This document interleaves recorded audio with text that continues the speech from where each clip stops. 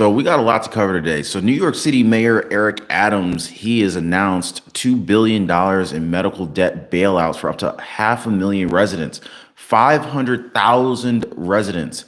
So a lot of things going on in New York right now. Also, there's some dates you would definitely want to mark on your calendar for Social Security payments that are coming for 2024. And in addition to that, I don't know if you guys caught the rally last night. Basically, Trump had a Trump was up in New Hampshire yesterday, and it was a big win for him. But he went in on Nikki Haley, talking about how Nikki Haley was basically taking a victory lap and ultimately ended up losing. That was rather interesting. But what I was hearing quite a bit from different commentators, different comments down below in some of my videos, where they were talking about how Trump was slurring some words. I don't remember hearing that, but you guys let me know what you heard because I didn't catch that. So maybe I missed it. But yeah, some people were saying that Trump had slurred some words. So I'm not really sure what they were trying to say on that one. But like I said, if you guys had observed that, definitely let me know. We are live right now. If you could hit me up in the video, hit me up in the comments. Let your boy know that you're able to see and hear me okay. I totally appreciate you. All right, who we got in the comments today? We got Kenneth Farquhar. We got Katalia. Katalia never misses a video. Appreciate you. We got Sally Sock Puppet, Juggernaut. We got Peaches McDowell in here. Real Spit Radio. Gil Garcia. Kenneth Farquhar already hit me with a super chat. You are the man, Kenneth. Appreciate you, brother. You are amazing. Wow, the comments are like blowing up already. All right, we got like 300 people in the room already. You guys are super quick. Drop a like for the video. Let me know you guys are good this morning. Hope you're doing well on this Wednesday, January 24th, 2024. If you woke up this morning, it's a good day, right? Amen. So, yeah, so US, UK staged multiple airstrikes against Iran-backed Houthi militants in Yemen. So we're still going back and forth with this here. I'm looking for the day that we can just really kind of put all this behind us. American British forces are carrying out large-scale strikes on Houthis in Yemen as well. So yeah, so there's just a lot going on over there with the whole, this essentially Middle Eastern crisis. And essentially the war in Gaza continues. But yeah, but last night was rather interesting. During the New Hampshire primary. How many of you guys caught the New Hampshire primary last night? Yeah, so the thing is, and this is just my own personal opinion, I feel like, because number one, Biden didn't show up, and a lot of people were asking me, hey, why didn't Biden show up? Some people were speculating on whether President Biden forgot about it. Did he not know the date of the of the New Hampshire primary or whatever the case was? Was he out there getting ice cream? I don't really know, but I did dig up some information on why Biden wasn't there. Evidently, there was some back and forth between when the date was going to be, and apparently they were under the impression that they might be able to get the date pushed to a further date. Whatever the case was, Biden didn't show up, but he actually did win through a written campaign, if that makes any sense. Basically, he didn't physically show up there, but enough Democrats voted for him, so he ended up winning from the Democratic perspective. Now, former President Trump did actually show up and defeated Nikki Haley, and he spent a good 15 minutes celebrating that victory and reminding Nikki how badly she lost. That was kind of funny. Mendia Business dropping the massive super chat. You are amazing. I really, really appreciate you. And yes, it is good to hear the truth, isn't it? It really is. Let me see. So some takeaways from the New Hampshire primary. So yeah, so basically Trump wants Haley out now. Trump's not a big fan of Haley. We did hear a lot about what is Trump? How does Trump refer to Ron DeSantis? He calls him like uh, Ron DeSanctimonious. um, Not really sure why he calls him that, but apparently Ron DeSantis was endorsing Trump. Well, yeah, he endorsed him at one point, and then it was kind of like, after he dropped out, or after Ron DeSantis dropped out, evidently there was some pullback, and a lot less support was taking place after that point. And there's a lot of assumption as to why that might have happened. Was it because he's a little salty, that he felt like he has no choice but to just kind of drop out because he's not going to win? Maybe he felt like he's not going to win. I don't really know what the deal is on that one, but that's what a lot of speculation is swirling around out there, and kind of leading me to believe the same thing. What do you guys think? Did Ron DeSantis feel a little salty that he didn't have a chance, or what's really going on with that? What's really good? All right, so the other thing I wanted to talk to you guys about was the Haley's argument. Trump is a loser. Really? So Haley used her Tuesday night speech to make the most pointed argument yet about the electability, blaming Trump for Republicans' disappointing performances in the 2018 and 2022 midterms and the 2020 presidential election. She went on to say that with Donald Trump, Republicans have lost almost every competitive election, ticking through GOP failures during Trump's time as the party's leader.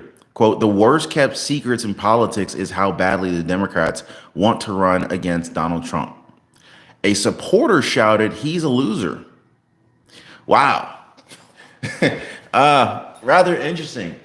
But they're also pointing out some warning signs for Trump. And you guys let me know if this makes any sense to you. So though Trump's win was a huge step towards cementing the GOP's nomination, there were warning signs for his general election hopes within CNN's exit polls of New Hampshire Republican primary voters.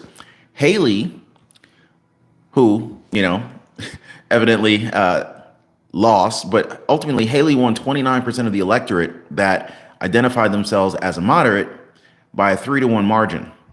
Now, on the issue of abortion, Trump was the strong favorite of those who were supporting banning most or all abortions nationwide.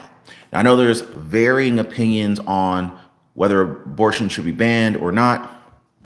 I know you guys have your opinions on that, but that's where Trump stands. Haley edged him out among 67% of the primary electorate that said that they would oppose a ban.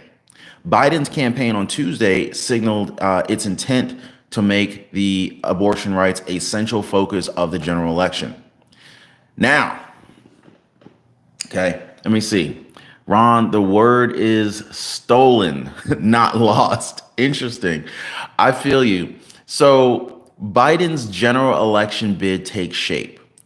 Biden won Biden won the New Hampshire primary last night, but he had been at risk of blowback in New Hampshire after he led the Democratic push to demote the state in the party's nominating process, elevating South Carolina's primary to become the first contest with delegates on the line.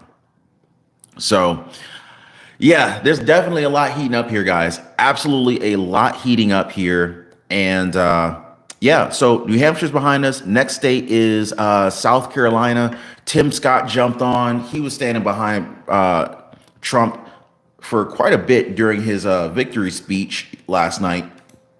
Tim Scott said a few words, got the crowd riled up. I don't know if you guys caught that.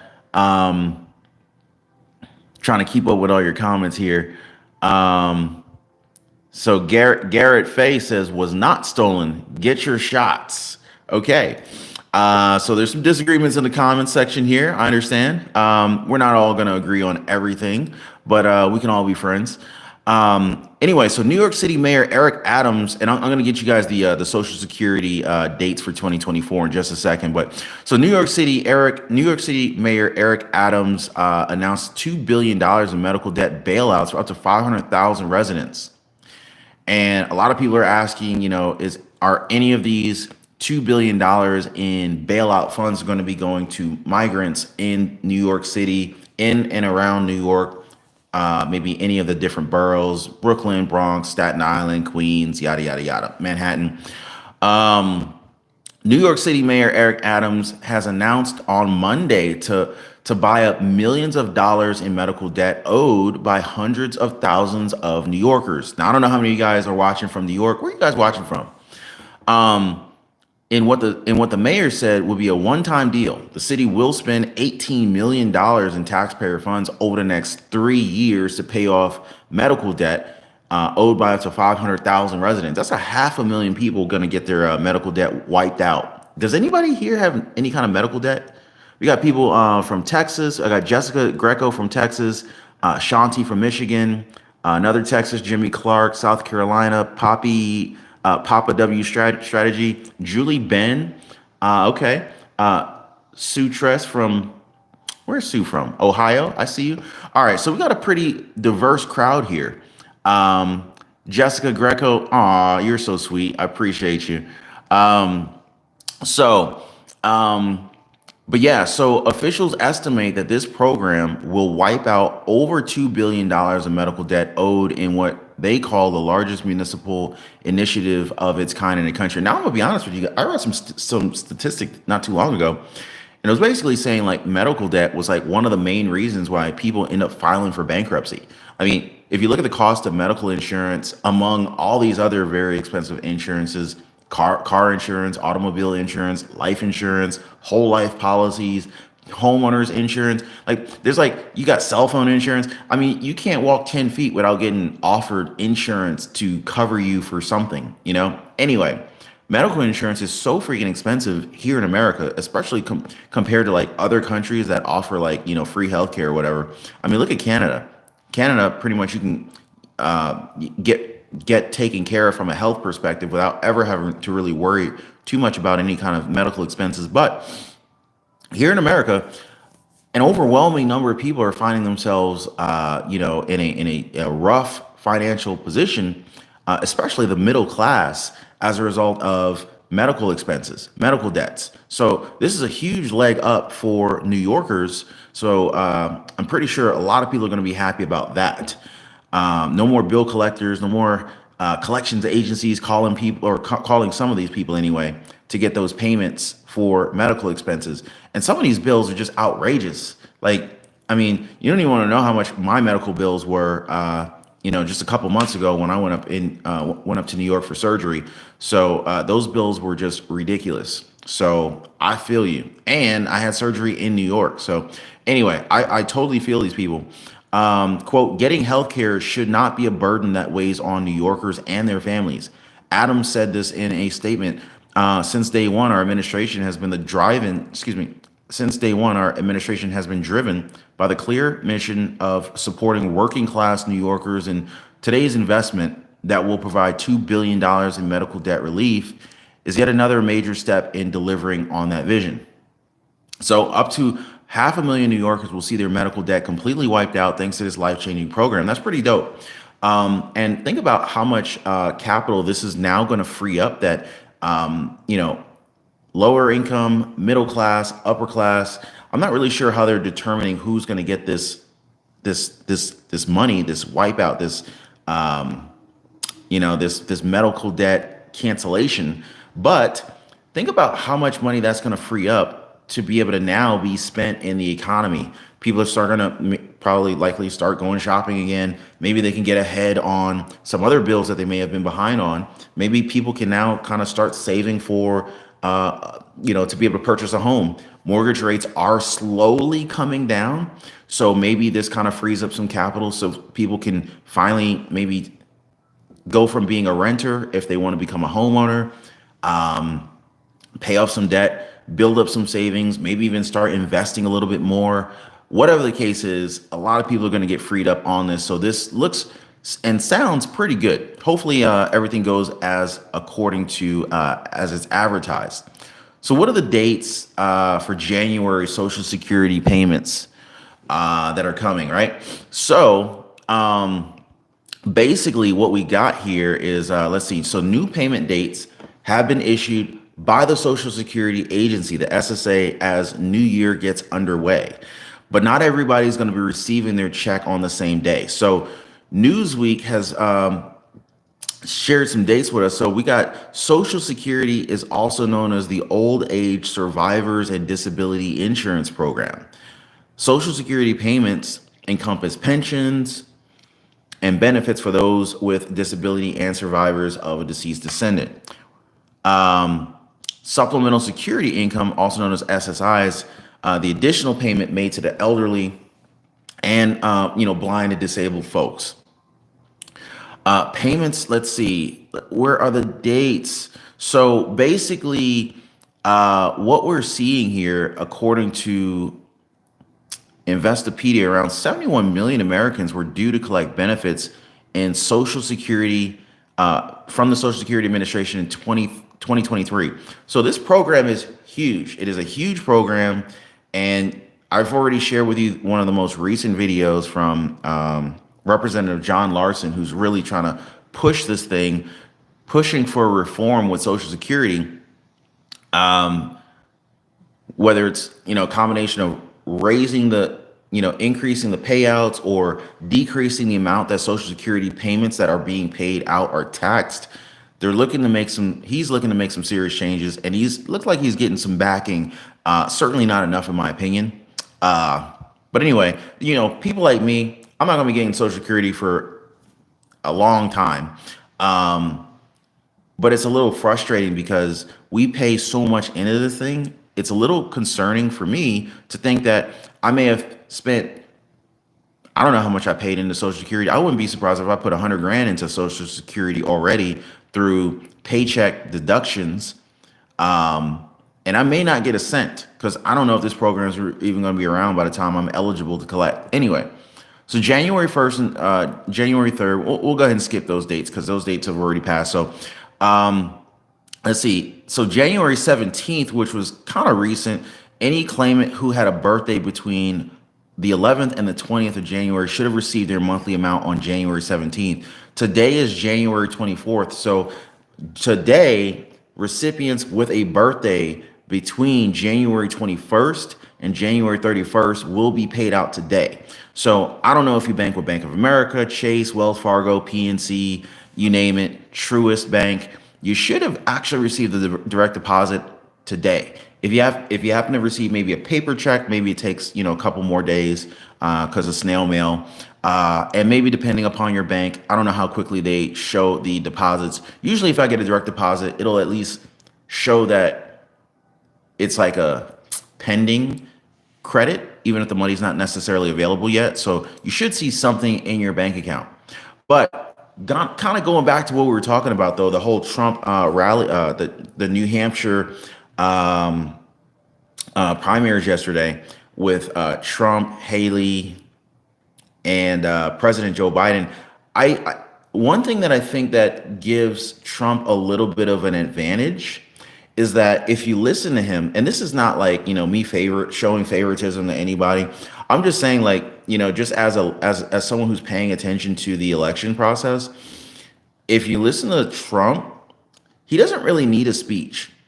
He doesn't need like a pre-written speech that he can read through a teleprompter to literally get the crowd riled up. And a lot of times people vote emotionally. So I think the Biden administration really has to get ready because Biden needs a speech. I don't think he can like kind of freestyle being in front of a crowd. And you guys correct me. You guys let me know if you disagree. I don't see Biden being able to kind of like freestyle and just be in front of a crowd and win the crowd over with his personality like Trump has been able to do. Like if you just look at him last night, I mean, like he's very charismatic. He's very charismatic, and he doesn't like muddle through words like Biden does. So it's kind of like I feel like he has an advantage just being in front of people. He's more comfortable. And I think the people can kind of feel the difference. So you guys let me know if you agree or disagree. But that's just kind of what I'm seeing. This thing will continue to evolve. I don't think it's going to be an easy win for Trump. I think Biden's going to bring it. He doesn't want to get booted. He wants to hang out in the White House for as long as he can. And it's going to be a fight from both sides. Drop me a comment. Let me see. Janelle Thompson. I see you in here. So drop me a comment, guys. Let me know who you're supporting at this point. Are you supporting Trump? Are you supporting Biden? Just type in either one, whoever you're supporting. I want to see who's in here this morning. I guess it's technically afternoon now. But anyway, so let me know what you guys are thinking. Some people are saying RFK Jr., please. Someone says no more Democrats. Trump. I see Trump 2024 in here. Biden all the way. Bring what? A diaper? You guys are killing me in the comments, yo. We can't get a real contender. RFK Jr., please. We got people from Maine in here. Lot of Trump supporters here. Mr. T fans. Oh my God. All right, guys. You guys are amazing. Drop me a comment or drop me a like for the video. Hit subscribe if you haven't already. And I'm gonna hang out with you guys on the next one. I got more for you today. See you guys later. Take care.